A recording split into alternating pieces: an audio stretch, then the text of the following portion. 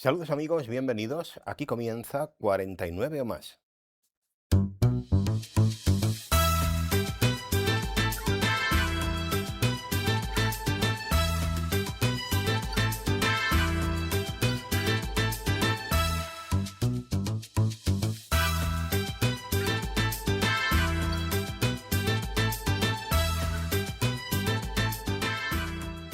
Bienvenidos una semana más. Estamos en 49 o más, ese programa en el que cada semana intentamos hacerles una propuesta interesante.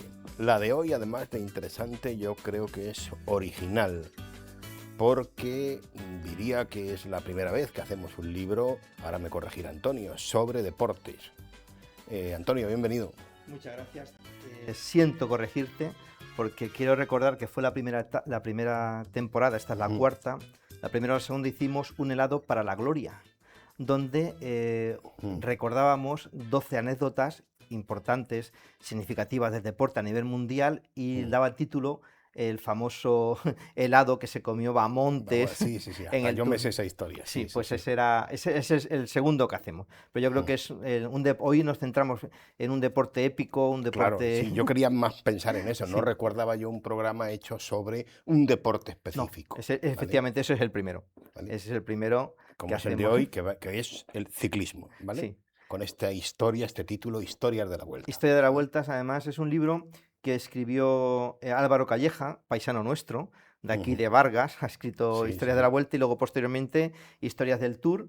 Y es un libro de una persona, un periodista especializado en tema de En ciclismo, ciclismo. redactor Ujú. jefe de la revista Deportes 4, también escribe habitualmente en revistas de ciclismo, Ciclismo a Fondo, Bike, Bici Sport, también de Runner's World y también ha formado parte de los departamentos de comunicación de la Vuelta Ciclista a España y de la Federación Madrileña de Triatlón.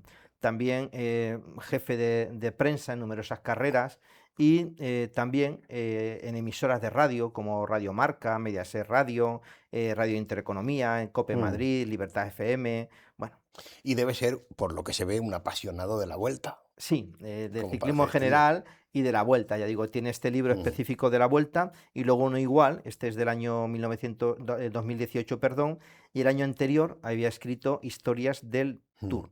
Si algún día nos ve, pues le invitamos a que escriba Historias del Giro. Bueno, corrígeme, el libro lo que él va haciendo es como un recorrido por grandes ciclistas Sí, que han marcado como hitos en la Vuelta, ¿no? sí, Esa es un poco la idea. esa es la idea y Que recogiendo, me pues, imagino que no están todos, es su no, elección, ¿no? O claro, sea, los que él recoge, me refiero todos los que han sido importantes, ¿no? Sino imposible, que él ha querido hacer una selección de 6, 7 que le parecen a él importantes, no sé cuántos capítulos, pero pero vamos. sería discutible, ¿no? Claro, estamos hablando de una vuelta que empieza en el año 1935. Bueno, ya luego vamos a dar fechas y demás. El Tour había empezado en el año 1903 y el Giro, quiero recordar, en el 9. Quiero decir que, bueno, aunque empezara después, pero ya lleva casi 100 años de andadura la vuelta, con algunos parones en la Guerra Ujú. Civil. Y empieza, pues, hablando precisamente el prólogo de uno de los grandes españoles, el último de los grandes españoles, junto con Valverde, que es Alberto Contador. Entonces él dice que si una carrera te cambia la vida y te hace disfrutarla es la vuelta. La Ujú. vuelta es fundamental.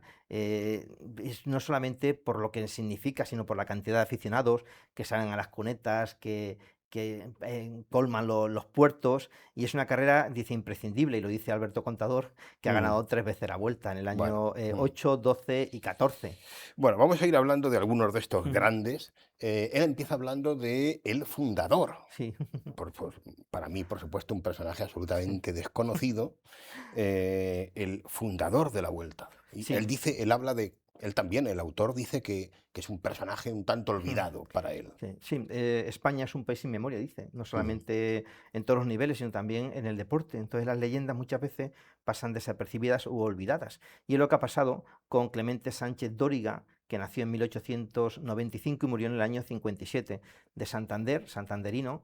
Me Ujú. vas a permitir un pequeño paréntesis. En Ujú. Santander se encuentra el Museo de Santiago Revuelta, el mejor museo a nivel mundial de la bicicleta, que invito Ujú. a visitar allí. Pues allí en Santander él nació y pronto se vino a Madrid. Era un apasionado del ciclismo, Clemente Sánchez Dóriga, y él ya pues soñaba de que igual que Francia tenía su vuelta, su tour, igual que Italia tenía su vuelta, su giro, él también soñaba con eso. Y es una cosa que se hizo realidad el 29 de abril del año 1935. Que la primera vuelta es ese año. Sí, en el 35, 35. pues a las 7:45 de la mañana, desde la Puerta de Alcalá, Ujú. parte la primera etapa de la Vuelta Ciclista a España. Es un sitio que, bueno, no hay ninguna placa conmemorativa, pero bueno, de allí parte. Y Una curiosidad, sí, que a lo mejor tú sabes, ¿de cuántos corredores estamos hablando? terminaron 38 españoles y quiero recordar que son 18 extranjeros. No sé en cuántos partieron. Lo digo porque es lógico Sí. pensar que, 56 que terminaron. no tuviese las cifras de ahora, claro, No, no, no. Eso está serían... limitado actualmente. Las etapas ha habido años de 180 el pelotón, equipos de 9. Ahora los equipos son, quiero recordar que son de 7 y hay más equipos. Estamos hablando en torno a 200 personas, en 200 corredores en las grandes vueltas. Entonces él buscó apoyo, igual que el Tour lo había encontrado en Lotto o el Giro en la Gaceta del Sport. Él lo encontró en el diario Informaciones, que fue el que lo impulsó. Pero es curioso también, quiero leer un texto del diario ABC, que ya digo fue Informaciones, que decía: mañana lunes tomará la salida los 50 inscritos, 50 he dicho yo más, dispuestos a devorar los 3.391 kilómetros que suma el recorrido de las 14 etapas. Gracias al entusiasmo demostrado por el diario Informaciones, se llevará a cabo esta prueba, cuando se creía irrealizable en nuestro país. Vamos con un poquito de retraso y 32 años después que el Tour y 26 que el Giro. Entonces llegaron, como te decía, 38 españoles y 18 extranjeros. Siempre había como dos grupos auspiciados por las dos grandes marcas de bicicleta españolas, que son BH y Orbea.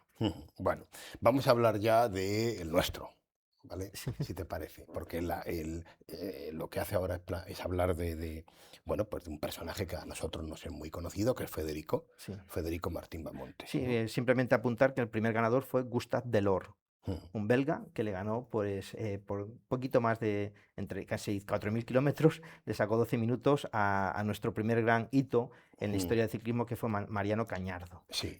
Sí, dentro de la... Aquí él Sí, dice, no sé si es Pasión de Toledano, sí. ¿vale? El autor, cuando habla de Federico, no hay nadie como Federico. Empieza diciendo el capítulo: es único e irrepetible. Este capítulo lo titula Una rivalidad de leyenda. Entonces vamos a ver la rivalidad de Federico Martín Mamontes con Jesús Loroño. Entonces, el eterno Federico. Cuando él escribe el libro, Federico todavía vivía. Federico había nacido en julio del año 1928 en Val de Santo Domingo. Su padre era peón caminero. Y está considerado, bueno, el apodo, ahí le tenemos, el Águila de Toledo, como el mejor escalador de toda la historia. De hecho, ganó 6 veces el premio de la montaña del Tour de Francia. Y nunca, decía Federico, me asustó nada. Y tampoco el Tour. Gané muchas veces el Gran Premio de la Montaña de Francia. Pero los que me conocían antes de ser profesional coinciden en que yo aún subía más cuando era aficionado. Y yo, claro, también lo pienso. Todos conocemos la anécdota del helado que hemos La comentado famosa un del poquito. helado, sí. Él empezó a trabajar extraperlo, estamos hablando de la España de la posguerra, yendo a por harina a Torrijos o a por garbanzos a Gálvez. Hubo un momento cuando estalla la guerra que se tiene que ir a Madrid. Y luego hay un detalle que yo no, bueno, lo sabía porque había leído en la biografía, que no sé si cerquita de tu pueblo, estuve viviendo en Villarrubio de Santiago. Ajá. Durante un tiempecito allí. No sabía yo Sí, ese allí dato. estuvo, se dedicaba a machacar piedras para la carretera como su padre, que era un peón caminero, y luego regresaron a Toledo. Se compró su primera bici, que le valió entonces 150 pesetas, que no llega ni a un euro de hoy en día. Y es curioso porque la primera vez que debuta como profesionales, en el año 1954, acude al Tour de Francia y gana ya su primera, la primera en mayo de ganador de la montaña, de los 6 que tiene, el año que gana. Ganó el maillot también de escaladores en el Giro y en una ocasión y 2 veces en la Vuelta. Por eso, pues le consideran el mejor escalador de la historia, y lo es. Y lo has hablado antes de su principal rival, Sí, este Jesús Jesús Loroño. Loroño. Jesús Loroño. Pero rival, ¿en qué sentido y hasta qué punto? Sí, en rival en sentido no solamente metafórico y en las carreteras, sino también alguna vez echándose a las manos. Dice el autor, dice, Bamontes era individualista, anárquico, magnífico y terco. Dice, se pegó con todos, con todos, pero sobre todo con ese rival por antonomasia. Hacía antes referencia a Santiago Revuelta, que fue director del TECA, entre otros, y contaba contaba anécdotas de Bamontes y de rivalidad que no solamente estaba en las carreteras en los años 50 y en los años 60 del pasado siglo. Loroño era un pelín más joven, había nacido en el año 26, de pequeño se había dedicado a cavar trincheras también en Bilbao, y por la mili se libró de ir a Chile, donde estaba yo un hermano, y decidió dedicarse al ciclismo. Y ganó una etapa y también ganó la montaña en el Tour de Francia del año 53, el año antes de Bamonte, le había ganado él y que llegó a quedar quinto en esa ronda. Pero fue en la vuelta donde Loroño pues dio lo mejor de sí y llegó a ganarla. Bueno, vamos a avanzar a ver si nos organizamos bien, que hay tantos personajes. Llegado este momento, él cuenta que hay un momento muy pronto en que los organizadores de la vuelta se dan cuenta de que hay que traer también Sí, gente de fuera, ¿no? sí. Que le dé un poquito de... Y aquí hay dos nombres, para mí desconocidos, que menciona él, Pulidor y Eddy Merckx. Sí, Raymond Pulidor, pues en aquella vuelta del año 64, necesitaba tomar caché. El Tour llevaba más tiempo de rodaje, es la número uno. El Giro, pues bueno, también son un poquito, no son chauvinistas porque son italianos, pero bueno, también el Giro son muy suyos, Sí. pero había que dar un impulso y empezaron a traer figuras extranjeras. Y el primero fue Raymond Pulidor. Aquella vuelta del 64 es muy curioso porque estaban los grandes de aquella época. Francisco Gavica, José Pérez Francés, estaba Manzaneque, el gran Julio Jiménez, el relojero de Ávila, o Luis Otaño. Y entonces aquella vuelta del 64 trajeron a Raymond Pulidor, que nunca había ganado nada, pero logró colarse entre los 10 primeros, 9 fueron españoles y el primero es Pulidor. No volvería a ganar una grande en su vida.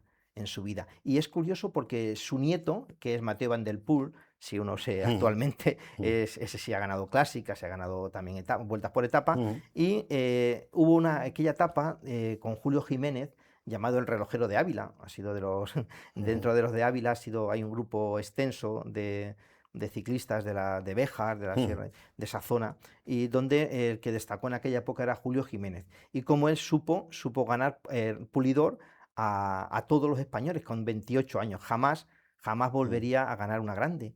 Pero para que te hagas una idea, subió 8 veces al podio del Tour de Francia y 4 veces al podio de los mundiales, y nunca ganando solamente aquella vuelta, el eterno Oye, ¿y segundón. por qué le llamaban a Eddy Merckx el caníbal? Llamaban el caníbal porque ganó de todo, ganó 525 etapas y vueltas, 525 victorias en su vida. Devoró el Tour el año de que debutó, en el año 64, 69, perdón, con 29 años, 24 años, perdón, Eddy Merckx, el caníbal. Era un asesino de victorias. Hoy en día no sabemos si Si alguno... habría repetido eso, Sí, haría se eso. habría repetido y no sabemos Porque... todavía si alguien se asemejará a él.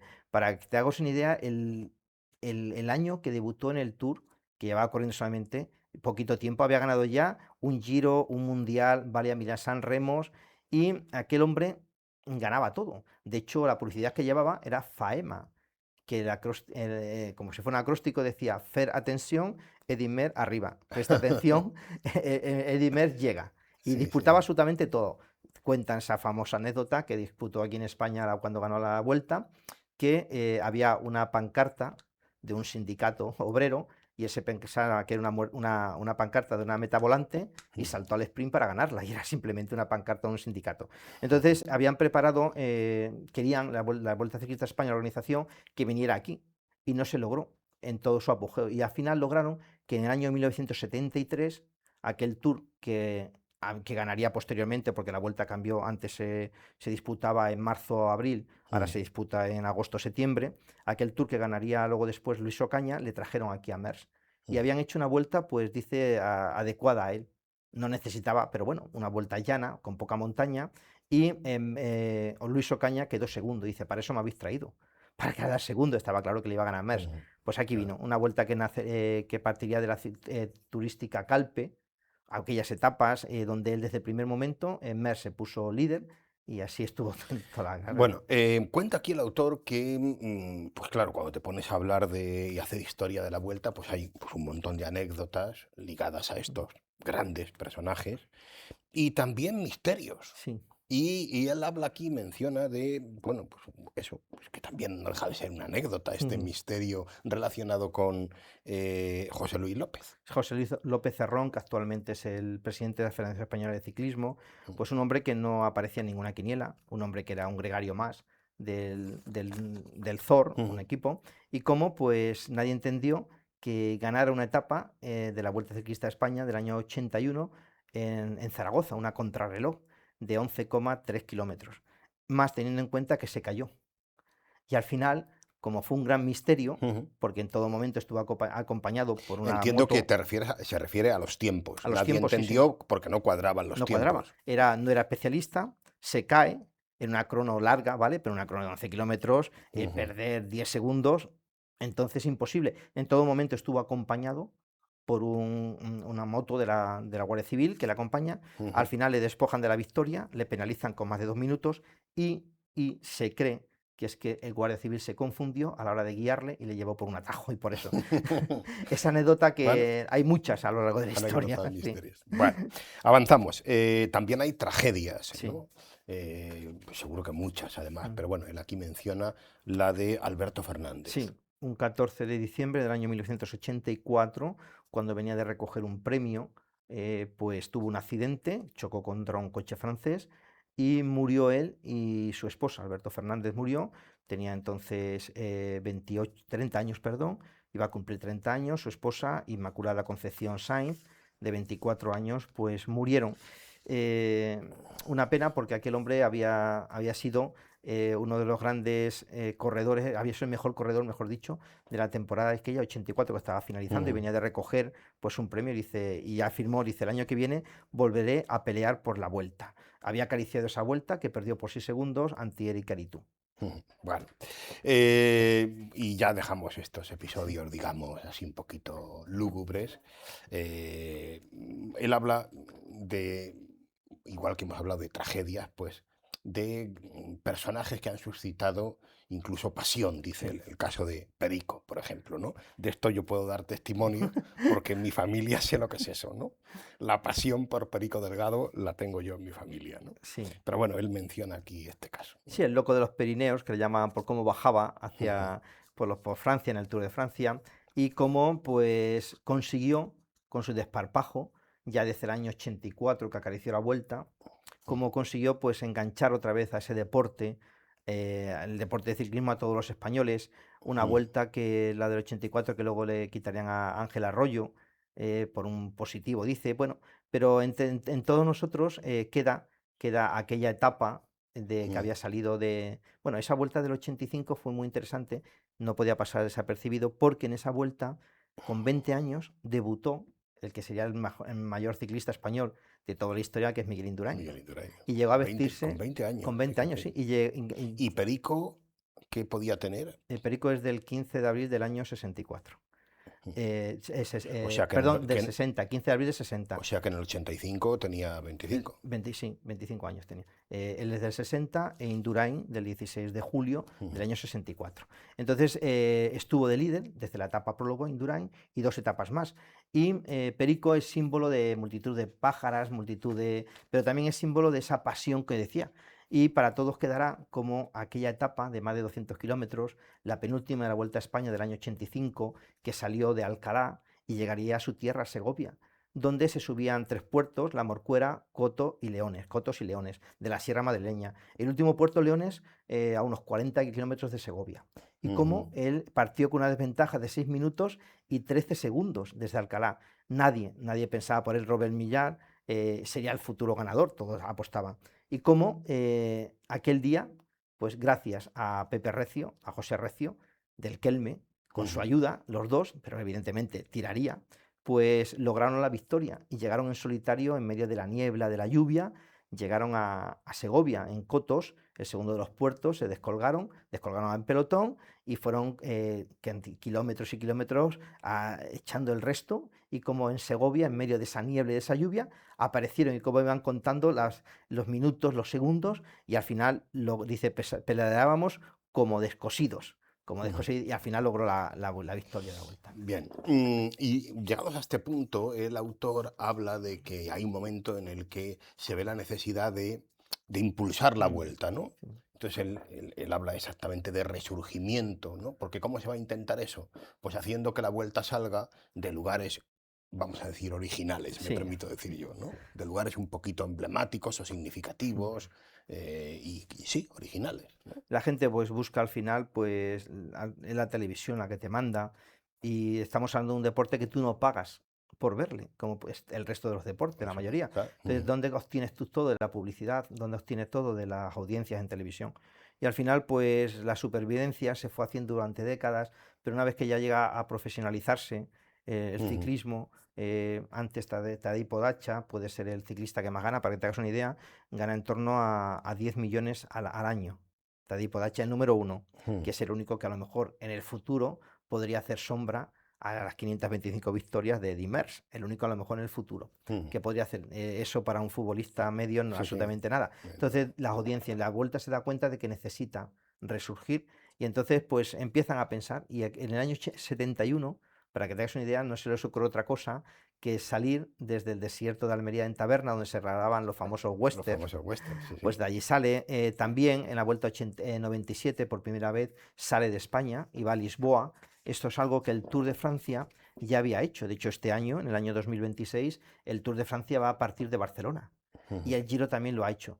Entonces, Guillén, Javier Guillén, que es el actual director de, bueno, fue el director de la Vuelta ujú, desde el año 2008, pues empieza a pensar de Unipublic, que es la empresa que adquiere la Vuelta, qué ujú. novedades. Una de ellas, por ejemplo, fue una crono escalada, una crono en Sevilla por equipos de noche, nocturna, en 2010, que también tuvo bastantes detractores, porque evidentemente estamos hablando de grandes velocidades, encima por Claro, equipos de noche.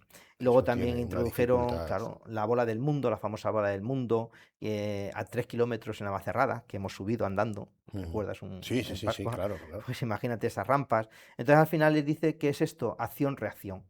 La Vuelta ha ido buscando su propia identidad, no tal vez con grandes puertos largos como los Pirineos, ni puertos muy duros como los Alpes, pero sí pues con puertos explosivos. E incluso en el año 2014 salió de un lugar muy específico, que es del interior del buque Juan Carlos I. El duque Juan Carlos I. De Bueno, ahí salió. nos quedan, Antonio, para que te hagas una idea, unos minutillos, 3, 4 minutos, y tenemos que hablar de dos más, Sí. ¿vale? De Alejandro, Mm. Alejandro Valverde, bueno, y del pistolero, Sí. que ya hemos Eh, hablado un poquito de él antes, al principio, ¿no? Dice Álvaro Calleja que es el ojo derecho Alejandro Valverde suyo, el actual seleccionador nacional. Es una estrella sin adorno, ha ganado más de 100 carreras, es impresionante su palmarés. Dice una vuelta, 5 flechas, 4 lijas, 8 podios en las grandes vueltas y 6 metales mundiales. Uno de ellos el oro ya casi con 40 años. Dice, es una persona de 4 veces elegido el mejor ciclista del año, 4 veces, ¿eh? Dice, es un Claro. personaje de otro. Es, Perdona que te diga, sí. lo más llamativo para Ujú. mí es cuando dices todo ese palmarés y dices, y es un hombre humilde. Sí, es un molde completamente Es humilde. que, El Bala, como le llaman, no en este libro, pero en otro, contaba una anécdota que el día que ganó el Campeonato del Mundo, para celebrarlo, la vida mm, tan espartana que llevan, les pusieron una hamburguesa para cenar y se quejó de que le hubieran puesto una hamburguesa para que veamos la vida que llevan mm, los ciclistas. Entonces, Alejandro Valverde, pues ha sido uno de los grandes ciclistas españoles, no de las últimas décadas, mm, sino de todos los tiempos, con solo 23 años. Debutó en el año 2002 en la Vuelta y quedó tercero detrás de Eras, que ganó ya 4 vueltas, y de Isidro Nozal.